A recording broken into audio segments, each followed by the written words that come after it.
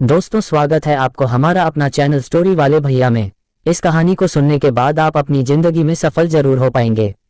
एक समय की बात है, एक राज्य में एक प्रतापी राजा राज करता था। एक दिन उसके दरबार में एक विदेशी आगंतुक आया और उसने राजा को एक सुंदर पत्थर उपहार में दिया। राजा वह पत्थर देख बहुत प्रसन्न हुआ। उसने उस पत्थर से भगवान विष्णु की प्रतिमा का निर्माण कर उसे राज्य के मंदिर में स्थापित करने का निर्णय लिया और प्रतिमा निर्माण का कार्य राज्य के महामंत्री को सौंप दिया।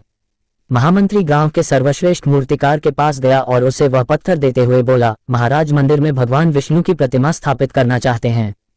7 दिवस के भीतर इस पत्थर से भगवान विष्णु की प्रतिमा तैयार कर राजमहल पहुंचा देना। इसके लिए तुम्हें 50 स्वर्ण मुद्राएं दी जाएंगी। 50 स्वर्ण मुद्राओं की बात सुनकर मूर्तिकार खुश हो गया और महामंत्री के जाने के उपरांत प्रतिमा का निर्माण कार्य प्रारंभ करने के उद्देश्य से अपने औजार निकाल लिए। अपने औजारों में से उसने एक हथौड़ा लिया और पत्थर तोड़ने के लिए उस पर हथौड़े से वार करने लगा, किंतु पत्थर जस का तस रहा। मूर्तिकार ने हथौड़े के कई वार पत्थर पर किए, किंतु पत्थर नहीं टूटा।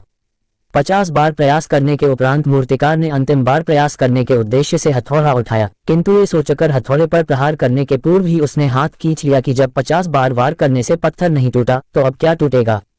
वह पत्थर लेकर वापस महामंत्री के पास गया और उसे यह कह वापस कर आया कि इस पत्थर को तोड़ना नामुमकिन है, इसलिए इससे भगवान विष्णु की प्रतिमा नहीं बन सकती।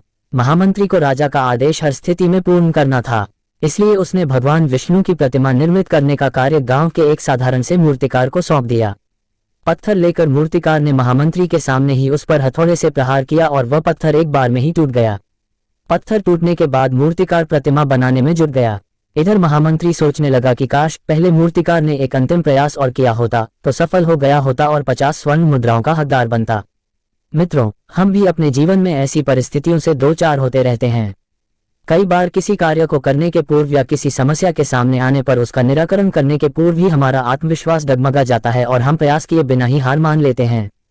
कई बार हम 1-2 प्रयास में असफलता मिलने पर आगे प्रयास करना छोड़ देते हैं, जबकि हो सकता है कि कुछ प्रयास और करने पर कार्य पूर्ण हो जाता या समस्या का समाधान हो जाता। यदि जीवन में सफलता प्राप्त करनी है तो बार बार असफल होने पर भी तब तक प्रयास करना नहीं छोड़ना चाहिए जब तक सफलता नहीं मिल जाती।